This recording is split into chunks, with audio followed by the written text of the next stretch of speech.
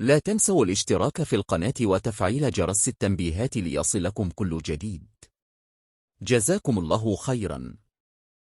يعقد عبد الله بيروي الرئيس المؤقت لنادي الرجاء الرياضي جلسة مفصلية مع أعضاء من المكتب المديري واللاعب الغيني فيديريكو بيكورو ووكيل أعماله مباشرة بعد نهاية المواجهة التي ستجمع الفريق الأخضر بنظيره الدفاع الحسني الجديدي مساء اليوم الخميس. وتهدف هذه الجلسة إلى التوصل إلى اتفاق نهائي من أجل فسخ العقد الذي يربط اللاعب بالنادي بالتراضي، في ظل رغبة إدارة النادي في إنهاء العلاقة التعاقدية معه دون اللجوء إلى الإجراءات القانونية أو اللجان المختصة في النزاعات داخل الاتحاد الدولي لكرة القدم فيفا. وكشف مصدر مقرب من البيت الرجاوي أن إدارة الرجاء قدمت عرضا لوكيل اللاعب يتضمن منحه مبلغ 100 مليون سنتيم كتعويض مالي مقابل فسخ العقد بشكل ودي، في محاولة لتفادي تبعات أي نزاع قد ينشب مستقبلا في حالة اللجوء إلى الفيفا. ومع ذلك أبدى بيكورو تشبثه بالحصول على كافة مستحقاته المالية عن الموسم الحالي، والتي تشمل منح المباريات والشطر الثاني من منحة التوقيع، بالإضافة إلى نصف المنحة المتبقية في عقده. وترجع أسباب هذا التحرك السريع إلى رغبة المدرب التونسي لسعد الشابي،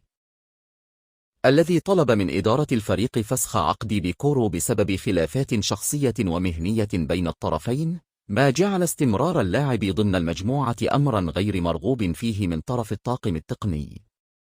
وفي سياق متصل، علمت مصادر مقربة من النادي أن إدارة الرجاء عقدت اليوم سلسلة من الاجتماعات الماراثونية مع وكلاء اللاعبين عبد الرحمن السوسي وبلدي وهاني أعممو وبن عسى بن عامر، وذلك في إطار سعي الفريق إلى إعادة هيكلة تركيبته البشرية استعدادا للموسم المقبل.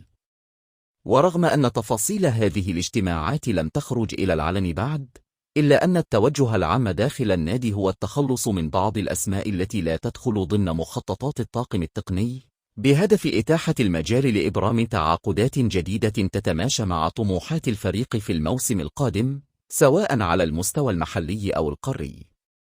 ويسعى الرجاء إلى الاستفادة من دروس المواسم الماضية التي اتسمت ببعض الاختلالات على مستوى الانتدابات، وذلك عبر الدخول المبكر في سوق الانتقالات الصيفية، لضمان جلب لاعبين بمواصفات عالية قادرين على تقديم الإضافة المرجوة، وإعادة الفريق إلى سكة التتويجات والمنافسة القوية على مختلف الجبهات.